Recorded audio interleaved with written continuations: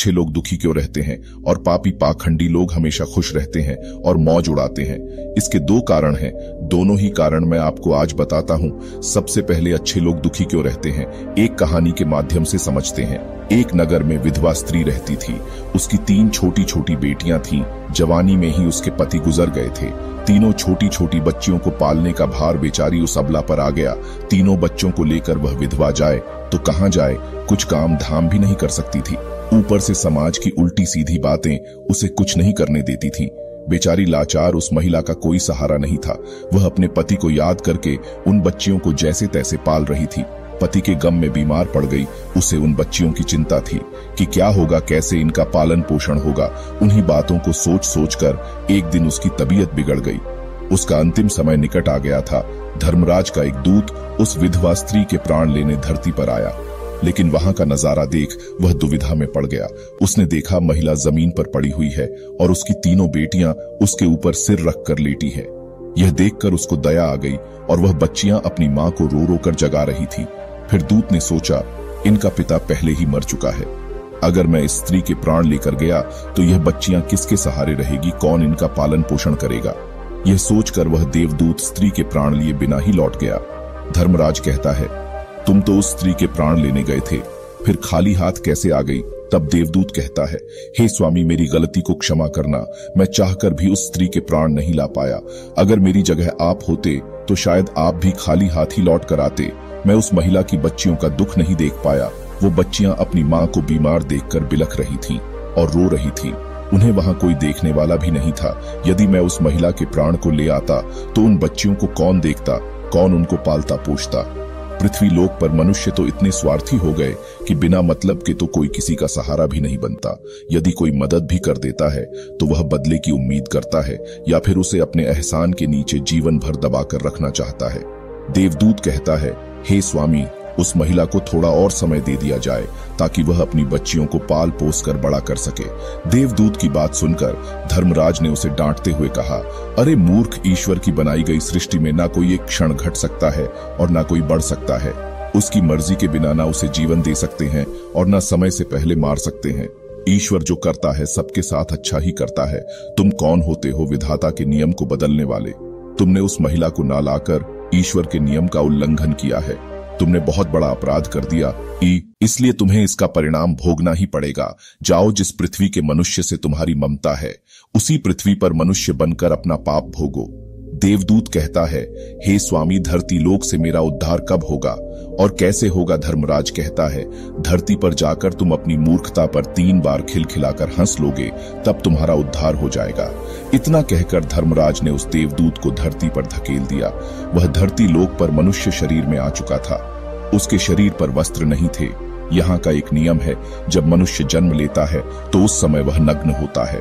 देवदूत ने जन्म तो नहीं लिया, पर नियम अनुसार वह निर्वस्त्र ही एक सड़क के किनारे पड़ा ठंड से ठिठुर रहा था। वहीं से एक मोची गुजर रहा था। वह मोची अपने बच्चों को ठंड से बचाने के लिए कपड़े लेने जा रहा था। रास्ते में ठंड से ठिठुरते एक नग्न व्यक्ति को देखकर उसे दया आ गई। उसने अपने बच्चों के लिए तो कपड़े नहीं लिए, लेकिन उस देवदूत को कपड़े और कंबल जरूर खरीद लाया और कपड़े लाकर उस देवदूत को दे दिए। देवदूत कहने लगा है, भाई, आपने मुझे कपड़े देकर मुझ पर बहुत बड़ा उपकार किया है, लेकिन कपड़े देकर आपने मुझे ठंड से तो दूर कर दिया, पर ना तो मेरा कोई घर है और ना कोई परिवार, ना कोई भोजन का साधन। तब मोची बोला, है भाई, तुम मेरे घर चलो, मैं तुम्हारा सारा खर्चा उठा लूंगा। और वह मोची देवदूत को लेकर घर पहुंचा। उधर मोची की पत्नी ने देखा कि उसका पति बच्चों को कपड़े लेने गया था। कपड़े तो कुछ लाए नहीं, उल्टा एक आदमी को घर बुला लाया है। पत्नी अपने पति से झगड़ने लगी और उसे भला बुरा कहने लगी। यह देखकर वह देवदूत बहुत जोर जोर से हंस पड़ा। मोची ने पूछा, अरे भाई, तुम क्यों है रहे हो? ऐसा क्या देख लिया आपने? तब देवदूत ने कहा, है भाई, मेरी हंसी का रहस्य मैं आपको नहीं बता सकता। समय आने पर मैं तुम्हें स्वयं बता दूंगा। वह देवदूत मोची के घर में रहने लगा और कुछ ही दिनों में उसने मोची का सारा काम सीख लिया। देवदूत के द्वारा बनाए गए जूते और चप्पल खूब बिक रहे थे। कुछ ही दिनों में मोची धनवान बन गया। दूर दूर तक उसके जूते फेमस हो गए थे। यहाँ तक कि राजा महाराजा तक उससे जूते बनवाने का आदेश देते थे। जब से देवदूत उसके घर आया था, मोची की तो किस्मत ही चमक गई थी।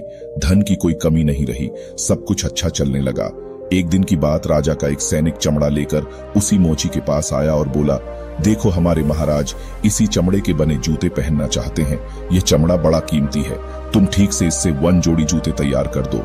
ये चमड़ा खराब नहीं होना चाहिए, पर ध्यान रखना इस चमड़े के जूते ही बनने चाहिए। भूल से भी इसकी चप्पल मत बना देना। राजा का सैनिक चमड़ा देकर चला गया। इधर मोची ने भी देवदूत को समझाया कि देखो राजा वाली बात है, इसमें कोई गलती न करना, चमड़ा भी बहुत कम है, इसलिए चमड़ा खराब नहीं होना चाहिए। जूते की वह कहकर गया है तो जूते ही बनाना, गलती से यदि चप्पल बना दी तो राजा हमें कठिन सजा देगा। मोची के इतना समझाने के बाद भी देवदूत ने चमड़े से चप्पल ही बनाई। चप्पल देखकर मोची की सांसें फूल गई। वह देवदूत को डांटने लगा, यहाँ तक कि डंडा लेकर उसे मारने के लिए दौड़ा, कहने लगा, अबे मूर्ख, तुझे बार बार समझाया कि जूते ही बनाना, लेकिन तूने चप्पल ही बना दी। अब राजा हमें नहीं छोड़ेगा, तू भी मरेगा और साथ में मैं भी मारा जाऊंगा। वह हमारे पूरे घर को फांसी लगवा देगा। मोची को अत्यंत दुखी देखकर देवदूत एकदम से खिलखिलाकर हंसने लगा। मोची बोला, अबे मूर्ख आदमी, काम बिगाड़कर अब हंस रहा है। वह देखो जूते लेने राजा का सैनिक भी आ गया। सैनिक बोला है, मोची भाई, कल जो मैं चमड़ा दे गया था उसके जूते मत बनाना, चप्पल बना देना, क्योंकि राजा साहब का देहांत हो गया है और यहाँ की प्रथा है, मरने वाले व्यक्ति को चमड़े की चप्पल पहनाकर अर्थी पर लेटाया जाता है। सैनिक की बात सुनकर मोची को ऐसा लगा जैसे मरे हुए शरीर में जान आ गई हो। इसके हाथ से डंडा छूटकर गिर गया और उसने देवदूत के पैर पकड़ लिए और उससे माफी मांगने लगा। देवदूत मोची की इस हरकत पर जोर जोर से हंस रहा था। मोची ने पूछा, तुम क्यों हंस रहे हो? तो देवदूत ने कहा, समय आने पर इसका कारण बता दूंगा। दूसरे दिन एक बुढ़िया के साथ 3 लड़कियां मोची की दुकान पर आई थी।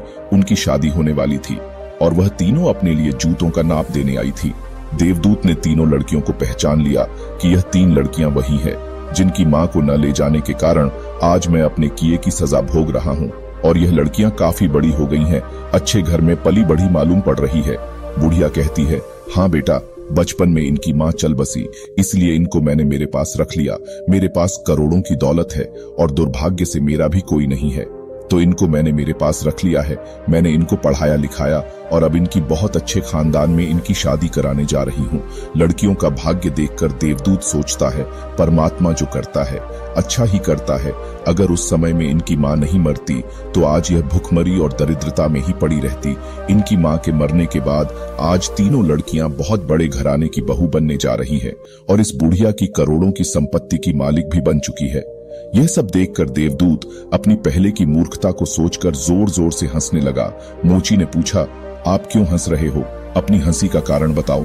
देवदूत मोची से कहता है, मैं एक देवदूत हूँ और अभी जो यह तीनों लड़कियां जो जूतों की नाप देकर गई है, इनके माता को लेने आया था, लेकिन उस समय यह तीनों छोटी छोटी थी, तो इन पर तरस खाकर मैं इनकी मां को नहीं ले गया और इनके पिता का पहले ही निधन हो गया था। इस कारण मुझे धर्मराज ने श्राप देकर धरती पर भेज दिया। मैं बिना कपड़े के एक सड़क के किनारे पड़ा था, तब तुम मुझे अपने घर ले आए और उस समय तुम्हारी पत्नी तुमसे खूब लड़ी थी, क्योंकि तुमने अपने बच्चों के कपड़ों के पैसों से मेरे लिए कंबल और कपड़े खरीद लिए थे। तब मैं पहली बार तुम्हारी पत्नी की मूर्खता को देखकर खूब हंसा था, क्योंकि तुम्हारी पत्नी उस लाभ को नहीं देख पा रही थी जो मेरे आने से तुम्हारे घर में होने वाला था। और दूसरी बार हंसी जब आई जब मैंने राजा के जूते की जगह पर चप्पल बनाई थी और तुम डंडा लेकर मेरे पीछे भागे थे। उस समय तुम राजा के बारे में सोच रहे थे, लेकिन तुमको यह मालूम नहीं था राजा के साथ क्या घटना घटने वाली है, जिसके कारण राजा को जूतों से अधिक चप्पलों की आवश्यकता पड़ गई। हम किसी भी चीज को देखकर या सोचकर दुख मनाते हैं, जब भी हम उसे नहीं देख पाते जो होने वाला होता है। कई बार परमात्मा हमारी अच्छाई या भलाई के लिए हमारे साथ बुरा करता है, पर हम उसे देखकर भगवान को कोसते हैं। हम उस अच्छे को नहीं देख पाते जो हमारे साथ भविष्य में होने वाला है। कई बार हमारे साथ वर्तमान में अच्छा होता है तो हम बहुत खुश होते हैं, लेकिन हम यह नहीं देख पाते कि भविष्य में क्या होने वाला है।